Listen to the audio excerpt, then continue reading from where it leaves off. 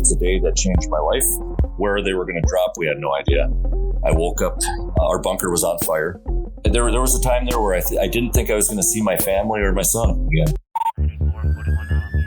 This is the Fire Dog Podcast. The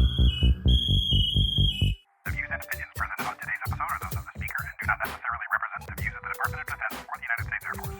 Welcome, my name's Matt Wilson. Thank you for joining us for episode 7 of the Fire Dog Podcast. Our guest today is from Duluth, Minnesota. He's currently on temporary assignment at Ramstein Air Base in Germany. He's a former Air Force firefighter, a private pilot, and he currently serves as a physician assistant in the Minnesota Army National Guard. Please welcome Major Al Johnson. Welcome, Al. Hey, Matt. Thanks for having me. I'm so glad that you could come on and talk with us. So he's on temporary assignment at Landstuhl. Is that correct? Well, let's define temporary assignment. I'm actually a patient at Landstuhl.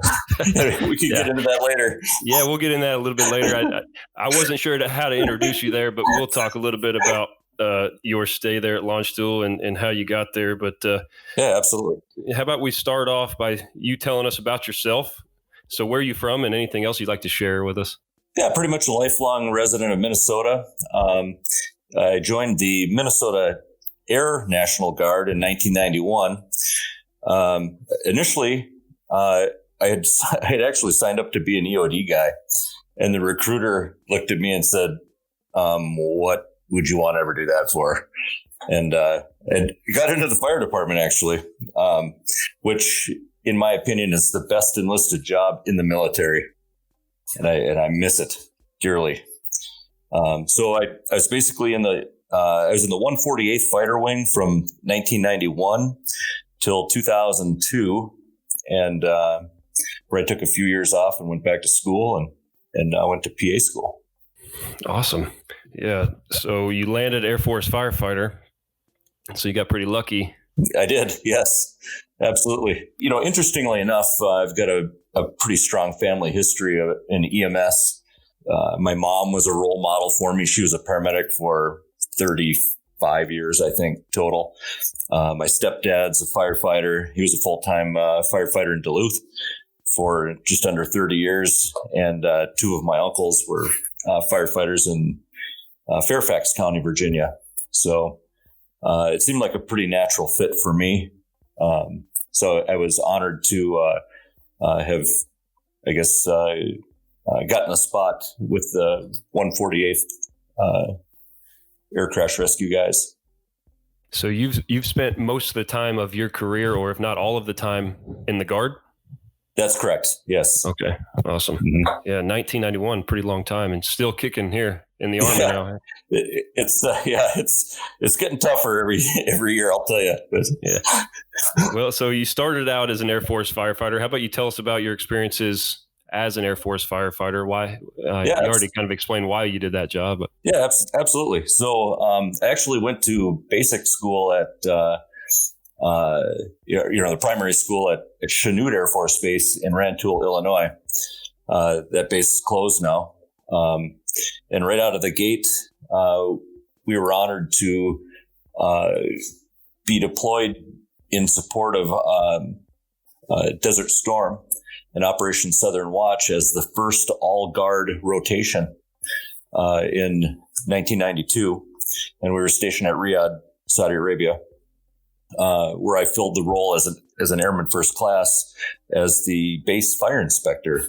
I actually took over for a good friend of mine, Scott Stile, who is currently the assistant chief at Ramstein. And our paths crossed a few times in our career.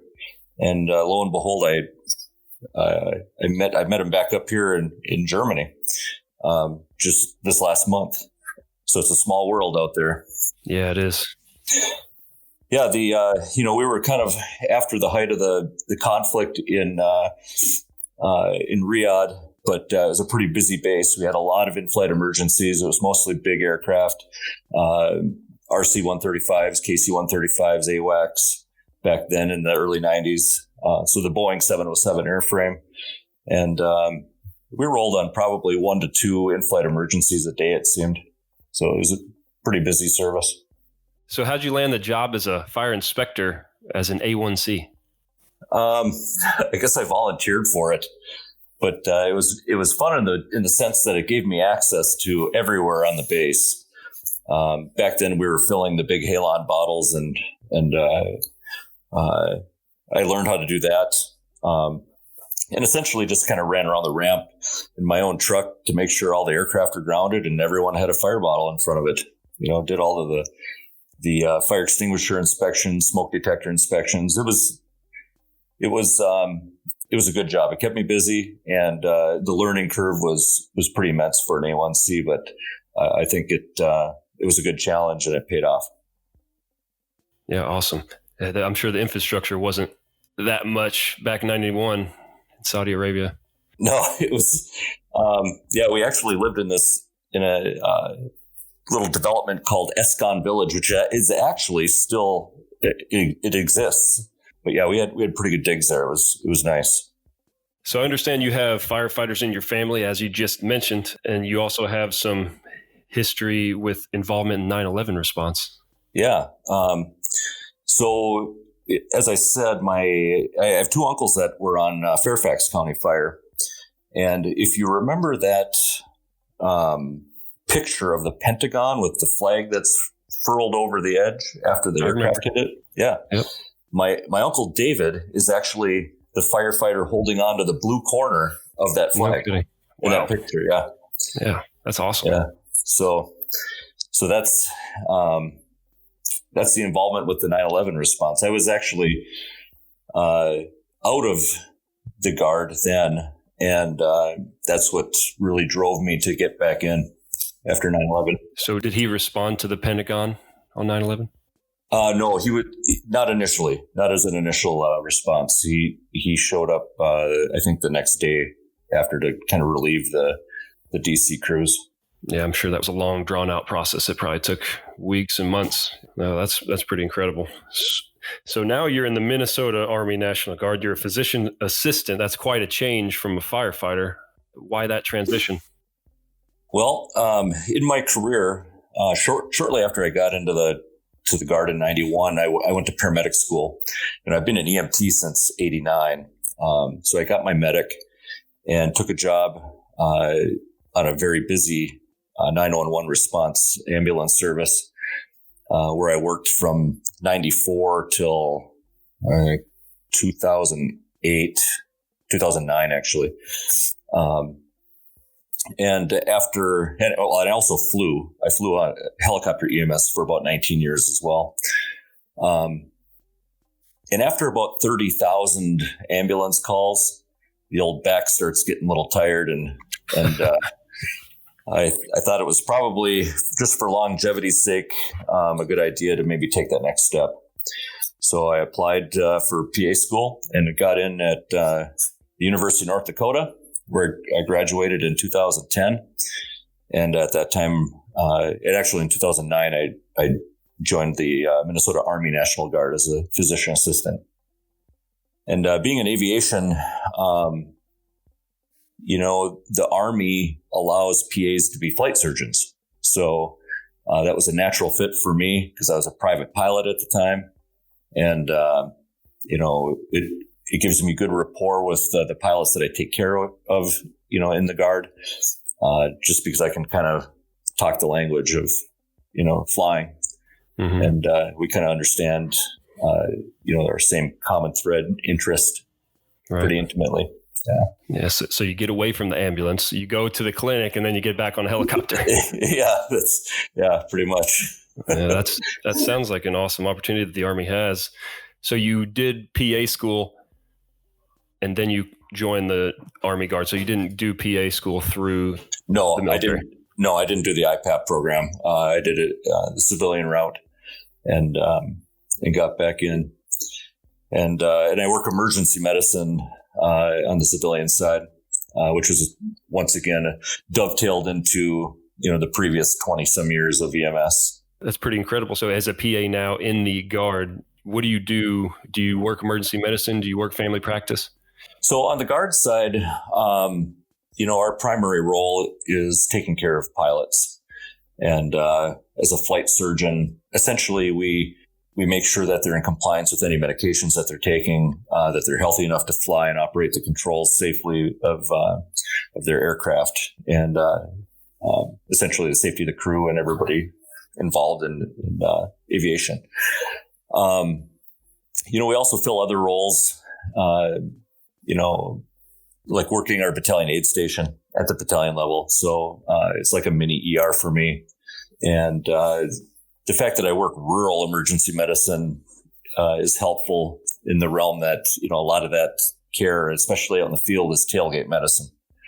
And you learn to manage patients with minimal resources available to you. Right. So it sounds like the Army was a good fit. And yeah, absolutely. Yeah. So you ride in helicopters a little bit in the Army. I also understand you're a private pilot. Yes. Yeah. So the battalion that I'm attached to flies primarily UH-60 Blackhawks. We do have Chinooks as well, but most of my time is Blackhawk time. On the civilian side, I have a private pilot's license, and I fly a single engine Cirrus aircraft, Cirrus SR-22, which is actually built in Duluth, Minnesota. It's the airframe with the parachute on it. I'm an IFR rated pilot with around 1,200 hours, about 1,000 hours in Cirrus. So did your military service encourage you to kind of go the private pilot route? No, actually, I did that before I got back in. So, and I think that was the love of flying EMS, for the previous, 19 years. Once again, another natural fit with, being around it for over half my lifetime. Yeah. Awesome. Well, if you're willing, we can get in a little bit about your time or your current deployment at Al-Assad. So you met Ben during a recent visit. The senior enlisted advisor to the chairman, Joint Chiefs of Staff, Colin Lopez, was visiting Longstool Regional Hospital, and Ben was his escort or his projo. So you were a patient being treated for traumatic brain injury. That was from your experience during the recent missile attacks on Al-Assad in January 2020. If you're willing to share, I think our listeners would benefit from hearing your accounts of the event. Yeah. Once again, that's the reason I'm here. I wish it was a TDY, but I'm a patient. And at the time of this recording, I'm actually heading back to theater tomorrow. So I've been officially discharged from here, which is good. So I'll get back in the fight. But so January 8th was certainly a day that changed my life. As you know, Al-Assad Air Base in Iraq was attacked by Iran with 11 theater ballistic missiles.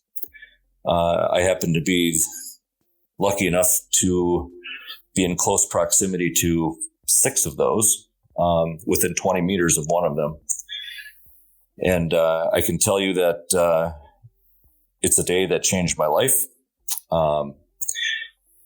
Most of your listeners have probably seen that training video of the methyl ethyl ketone plant that blew up.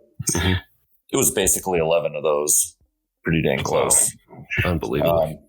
That's the only way I can really explain it to you. The amount of energy that was released in those is indescribable. And I think that training film is a pretty good visual reference to kind of what it felt like.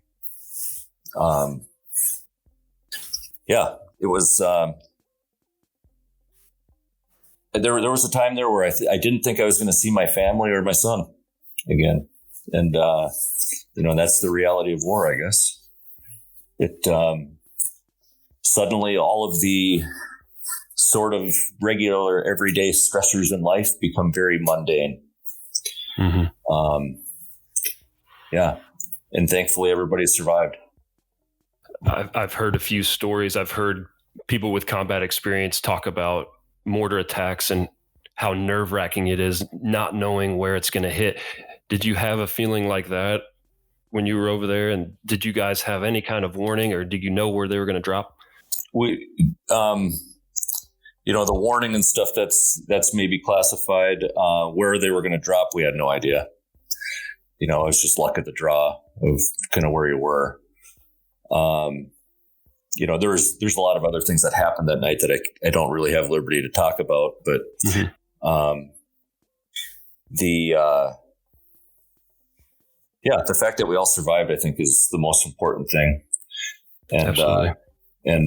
Literally we climbed out of the bunkers that next morning, and these were the above ground bunkers. These weren't, the Saddam era bunkers. These were basically sandbags in like a culvert style, like cement C-shaped bunker that was surrounded by sandbags above ground.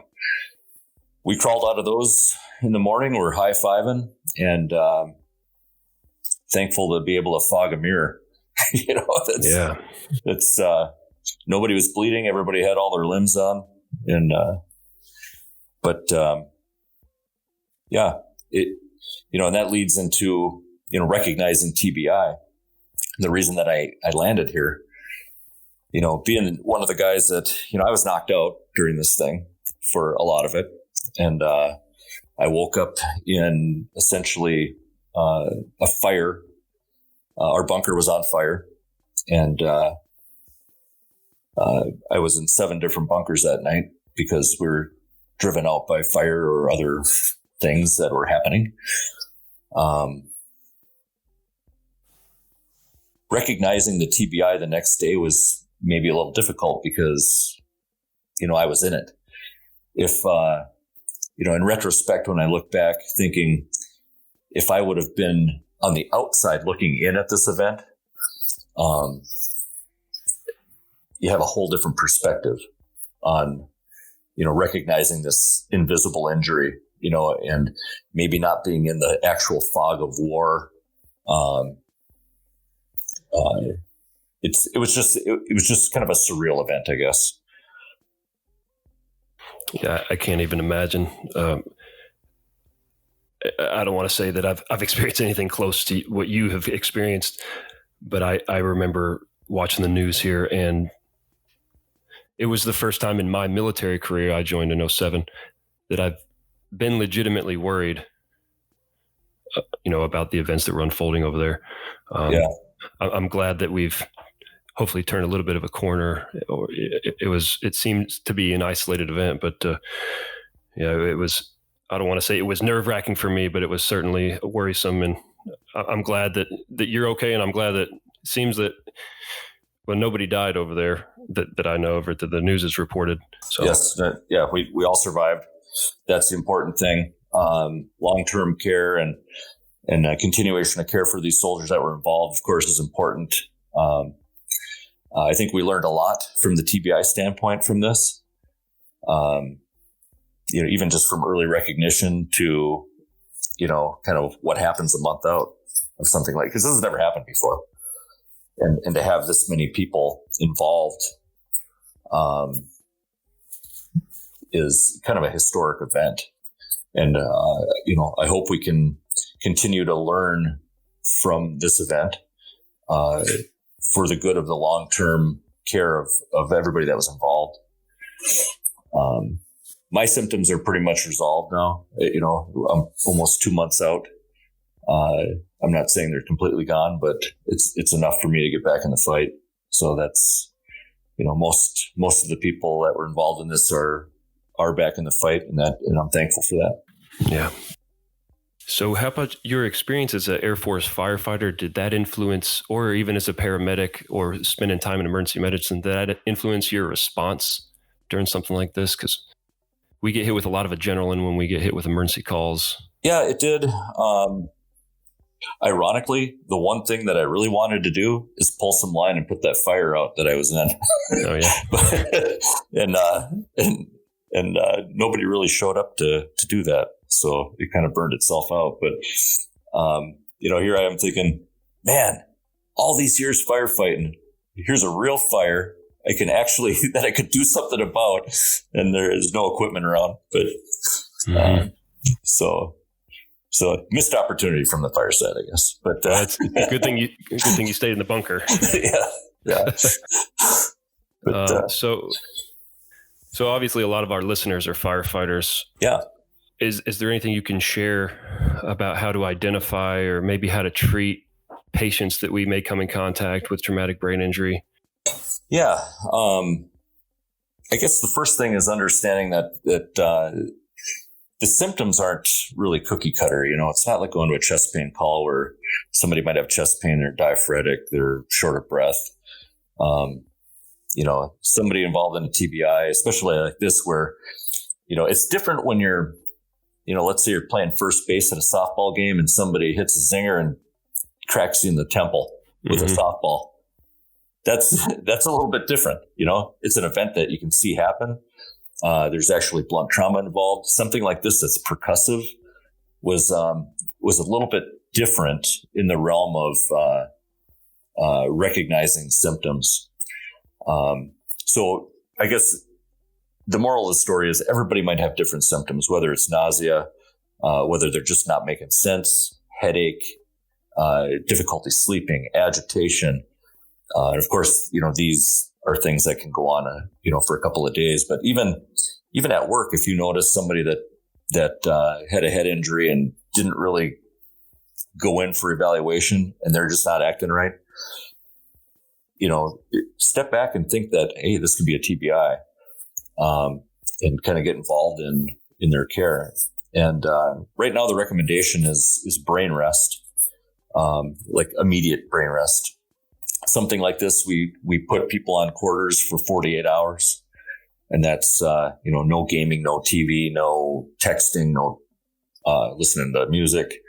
It's just go sleep 2 days. You can get up and eat. You can get up and go to the bathroom. We'll see you in 48 hours. And that alone has really changed the course of head injury care. Back when I was a kid, your parents were like, well, I got to wake you up every hour on the hour and make sure that you're not sleeping. Well, that pendulum has swung all the way to the other side. I was like, go to bed, see you in 2 days. And most of these people, their symptoms were greatly resolved or reduced after that, period of brain rest. Well, Al, I appreciate you sharing your experiences with us. And again, I'm so glad that you're okay, and I'm glad that you returned to the fight. And sorry for saying that you're on temporary assignment. I wasn't sure. Well, wasn't sure how to. Yeah, it is, and I wasn't sure you wanted to share anything, and so I kind of wanted to word it in a way that was appropriate, but not necessarily a lie. So, no, that's okay. It's I still have a special place in my heart for all the fire guys out there and gals, and and the business as a whole. It's been part of my life for 30 years, and you learn a lot, you forget a lot, things change. You see a lot of things that you don't want your friends to ever see in your lifetime, and that's. It's a lot to deal with, and I know there's a lot of folks out there that are, maybe struggling with work burnout and things like that. I've been there myself. I don't know if it's a great segue into another whole section, but I guess the moral of the story is, find somebody to talk to about that stuff. Mm-hmm. And that's, that was one of the things that we did here, in Launch Stool is, people asked us, hey, this is a pretty big event. Are you going to, are you okay, first of all? And they wanted to remind us that this is something that can come up in the future. And, and after 30 years, there's a lot of those snippets of calls and smells and sounds and visual cues that you kind of just put in the Rolodex until you remember them again later on in life. And it's not bad to talk about that stuff with people. And feel free to lean on a buddy, on a coworker, on your partner, on your captain, whoever, to talk about those things, because it's natural. And it'll avoid burnout. Great advice. Sir, do you have any other final thoughts before we sign out here? I've had an interesting journey in my military and civilian career, and I don't regret any of it at all. I would do it over again in a heartbeat. And I do miss being a firefighter. I will say that. It was honestly the best military job I've ever had. That's awesome. It's a pretty great job. Well, thanks so much for joining us, and I'm glad that you're safe, and thank you for your service. Yeah, thank you. Yeah, likewise. Yeah, be safe. Will do. Thank you for listening to this episode of the Fire Dog Podcast. You can find more content just like this regularly posted to our Facebook page at facebook.com/The Fire Dog Podcast. That's facebook.com/The Fire DAWG Podcast. Please like, subscribe, share with your friends and coworkers. If you'd like to support, don't forget to rate this episode wherever you listen to your podcasts. You can also show your support by buying some merchandise. Do you drink coffee? How about water? There are coffee mugs and tumblers for sale with the Fire Dog Podcast logo on them. Part of the money spent helps us fund this podcast. Head over to our Facebook page for the link. This is host Matt Wilson and guest Major Al Johnson. Until next time, stay safe.